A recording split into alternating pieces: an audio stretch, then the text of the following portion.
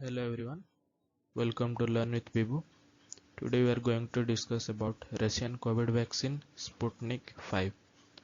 तो हम आज इसके बारे में बात कर रहे हैं Sputnik 5 के बारे में. तो we are going to discuss about the concerns about the Sputnik 5 and what are the impacts on India and several other cases as well. So let's discuss. Russia became the first country to officially register a COVID-19 vaccine and declare it for use. तो Russia पहला ऐसा country बन चुका है जो कि vaccine को declare कर रहा है रेडी फॉर यूज़ के लिए. तो क्या ये पहला कंट्री है जो ये बोल रहा है या इससे पहले भी कोई ऐसा कंट्री था जिसने वैक्सीन बनाया था? तो हम उसके बारे में बात करने वाले हैं. तो चाइना ने इससे पहले बना चुका है. चाइना जो वैक्सीन बनाया था वो बस उनके PLA आर्मी के लिए ही था. वो जो उनका आर्मी है उसको PLA बताते हैं, पीपल्स लिबरेशन आर्मी. तो ये जो वैक्सीन बना था चाइना ने बनाया था वो ओनली स्ट्रॉन्ग पीपल जो है ना उनके लिए काम करता है. सो जनरली जो आर्मी में होते हैं वो जनरली स्ट्रांग होते हैं, जनरली उनके पास जनरल पीपल से ज़्यादा एक्टिव भी रहते हैं. तो इसी वजह से उनको ही ये दिया जाता है. तो हम ये नहीं बता सकते कि सारे लोगों के लिए है. So China only used it for their army. So this is the first vaccine जो कि सारे लोगों के लिए यूज हो सकता है. तो रशिया पहला कंट्री है जो इसको बनाया है और चाइना इससे पहले बना चुका है जो कि पीपल्स लिबरेशन आर्मी जो है ये यूज करता है. The vaccine has been called Sputnik 5 after the first artificial Earth satellite Sputnik 1 launched by the Soviet Union. ये जो फोटो देख रहे हैं आप नीचे ये है Sputnik 1 और ये अक्टूबर 4 1957 को फर्स्ट आर्टिफिशियल सैटेलाइट जो है छोड़ा गया था. तो ये अब उसके बेसिस पे ही नाम दिया गया है स्पुटनिक 5. उस वक्त भी बहुत सारे कंट्रीज थे, अमेरिका और चाइना, उनको पीछे छोड़ के फर्स्ट आर्टिफिशियल अर्थ सैटेलाइट जिसने भेजा था वो था रशिया, जिसका नाम दिया था स्पुटनिक 1. तो अब इन लोगों ने स्पुटनिक 5 नाम दे के फर्स्ट वैक्सीन, सबको पीछे छोड़ के फर्स्ट वैक्सीन बना लिया है. तो ये आप देख सकते हैं आर्टिकल है, Russia approve Sputnik 5 covid vaccine with little human testing. तो हम इसका प्रॉब्लम के बारे में बात करेंगे और देखेंगे क्या क्या पॉसिबिलिटीज़ है इंडिया के लिए. तो ये इस आर्टिकल में ये बता रहा है कि रशिया ने स्पुटनिक 5 जल्दी ही अप्रूव कर लिया थोड़े बहुत ह्यूमन टेस्टिंग के साथ. एक्सप्लेन्ड व्हाई रशिया कोविड-19 vaccine claimed are being questioned. क्यों इसको क्वेश्चन किया जा रहा है, ये भी एक बहुत ही बड़ा एक्सपेक्ट है. ये इंडियन एक्सप्रेस का आर्टिकल है और यहाँ पे क्यों कोविड-19 को इतना कोई कुछ बोल रहा है, इतना ये वैक्सीन जो आया है स्पुटनिक 5 के नाम से, इसमें प्रॉब्लम क्या है वो भी हम यहाँ पे डिस्कस करेंगे. तो इट इज़ द फर्स्ट कोविड-19 वैक्सीन टू बी अप्रूव्ड. ये पहला ऐसा है जिसको अप्रूव किया गया है.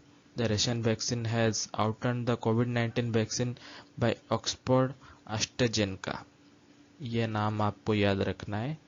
ये कौन बना रहा है इसको ये भी याद रखना है. ऑक्सफोर्ड यूनिवर्सिटी इसको काम में ले रहा है, ये बना रहा है, ऑक्सफोर्ड यूनिवर्सिटी इसको बना रहा है. Moderna and Pfizer which are still in trial. Moderna ये नाम भी याद रखना है. ये वैक्सीन USA बना रहा है.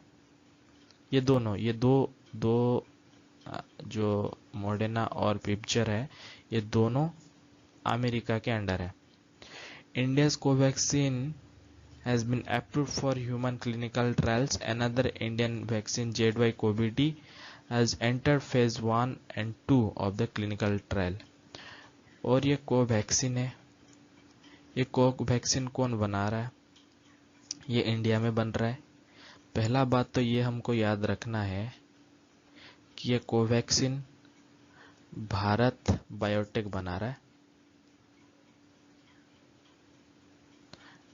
in collaboration with ICMR. ठीक है। Vaccine has been developed by Moscow, ये तो बहुत ही पॉपुलर नेम है मस्को, समझदार को इशारा ही काफी है। And Gamaleya institute in collaboration with Russian defence ministry के साथ मिला हुआ है ये, और मस्को का गेमेलिया इंस्टीट्यूट ने इस वैक्सीन को बना लिया है। The vaccine is based on DNA of SARS-CoV-2 type and adenovirus common cold virus. तो एडिनोवायरस, ये जो लिखा हुआ है ना एडिनोवायरस, ये क्या है? ये जनरली कॉमन कोल्ड का ही वायरस है। जनरली कॉमन कोल्ड इसमें होता है और आपको इसमें थोड़ा बहुत फीवर भी देखने को मिलता है। ये थोड़ा बहुत सिम्टम्स है जो एडिनोवायरस का है। Russian officials have said that the large-scale production of the vaccine will start in September and mass vaccination may begin in early as October. तो ये लोगों ने बता दिया है कि ज़्यादा से ज़्यादा प्रोडक्शन करेंगे और बहुत सारे लोगों को वैक्सीन दिया भी जाएगा। तो यहाँ पे एक न्यूज़ भी है, Russia claims fast Covid vaccine Sputnik 5 and Putin's daughter inoculated. So ये बात है कि आप अगर एक डेमोक्रेटिक कंट्री का पार्ट हो तो ये बहुत ज़रूरी है कि आपका डेमोक्रेटिक लीडर जो है वो क्या कर रहा है। People look up to them.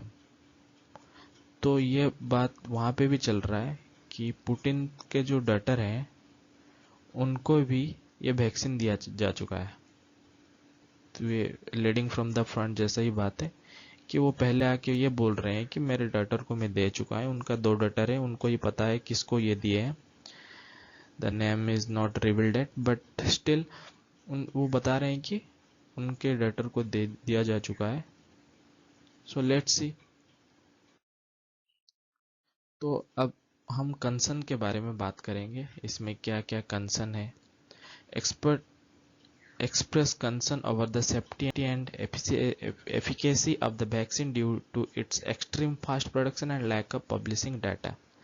तो ये बात कर रहे हैं जो सो कॉल्ड साइंटिस्ट है, सो कॉल्ड जो भी ये सब बात कर रहे हैं, ये बता रहे हैं कि एक्सट्रीमली फास्ट प्रोडक्शन इन्होंने किया है और डाटा बहुत कम ही पब्लिश किया है।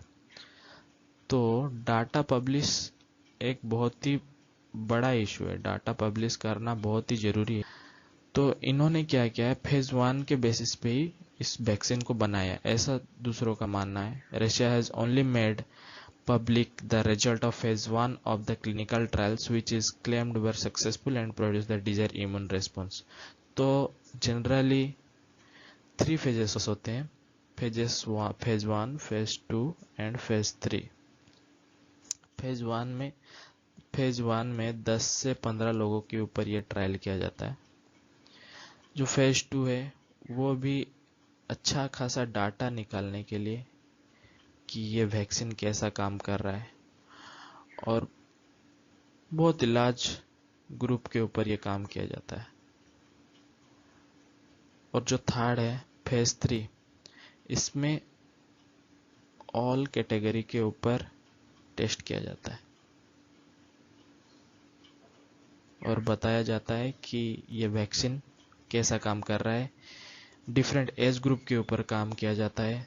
30 से 40 हजार के ऊपर ये टेस्टिंग होता है, लोगों के ऊपर ये टेस्टिंग होता है और बताया जाता है कैसा काम करता है। The human trials which take several years in normal circumstances has been complete in less than 2 months for Sputnik 5. The late phase human trials are important because vaccine efficiency can differ on different population group। तो यही जो मैं बता रहा था, phase 2 and phase 3 are quite important. Phase 2 में आपको अच्छा खासा डाटा मिल जाता है, बहुत ही लोगों के ऊपर, लार्ज ग्रुप के ऊपर किया जाता है, और फेज 3 में डिफरेंट कैटेगरी के लोगों के ऊपर यह आजमा जाता है। और इसमें लगभग 30 से 40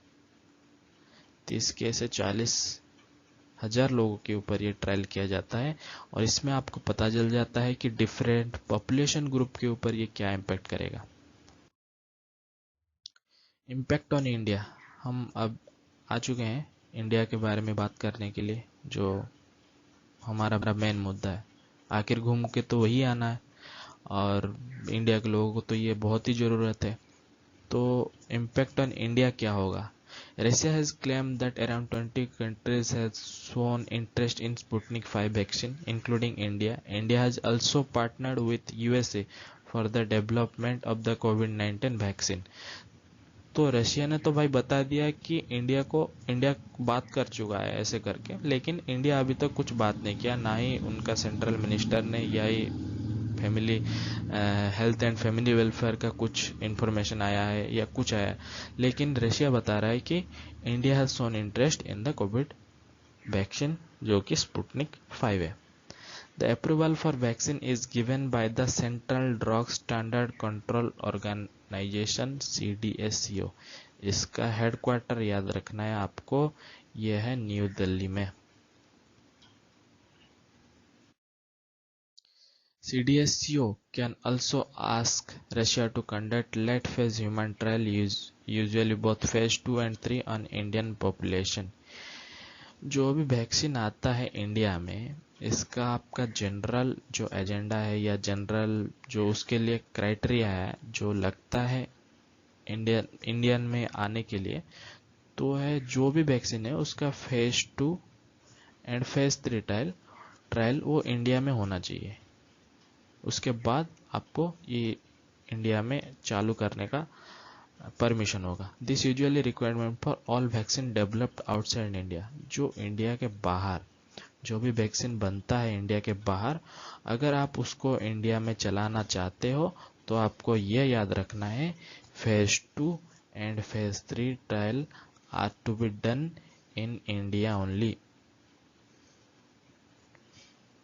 CDSCO can also give emergency authorization without any late phase trials, considering the extraordinary situation during the drug remdesivir was recently granted similar emergency approval to be used as a therapy।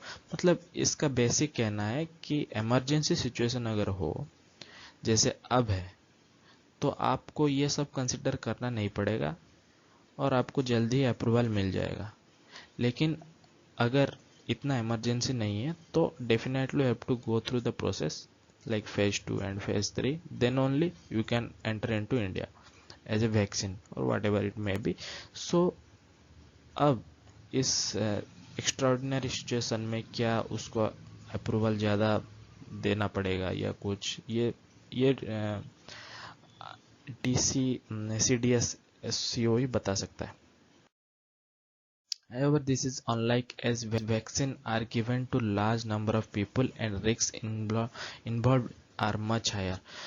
देखो अब phase 2 का trial अच्छे से नहीं किया है उन लोगों ने, फेज 3 का ट्रायल भी अच्छे से नहीं किया उन लोगों ने, तो definitely the risk will be much higher. There are also issues in manufacturing the vaccine as there is no agreement for its production in India right now। देखो अब हमारे पास ना बहुत ही अच्छा एक इंस्टीट्यूट है, सेरम इंस्टीट्यूट। इसके बारे में नेक्स्ट पॉइंट में बात करेंगे। तो ये ना ऑक्सफोर्ड के साथ कोलैबोरेशन किया हुआ है, लेकिन इन लोगों के साथ कोलैबोरेशन नहीं है। Pune based Serum Institute of India the world's largest manufacturer of vaccine by volume. ये सबसे इंपॉर्टेंट पॉइंट है कि the world's largest manufacturer of vaccine by volume, सबसे ज़्यादा मात्रा में ये प्रोडक्शन कर सकता है पूरे दुनिया के। पुणे में है ये serum institute. Has already enter into ties up with developer to mass produce their vaccine। Other Indian companies have also done similar agreement but there is none with Russia। भाई साहब हमने तो ये क्लियर करके बता दिया है कि रशिया के साथ हमारा कोई भी एग्रीमेंट, कोई भी बंधन नहीं है, लेकिन रशिया बता रहा है कि ये लोग ये बोल चुके हैं और ये मांग चुके हैं। सो लेट्स सी क्या होता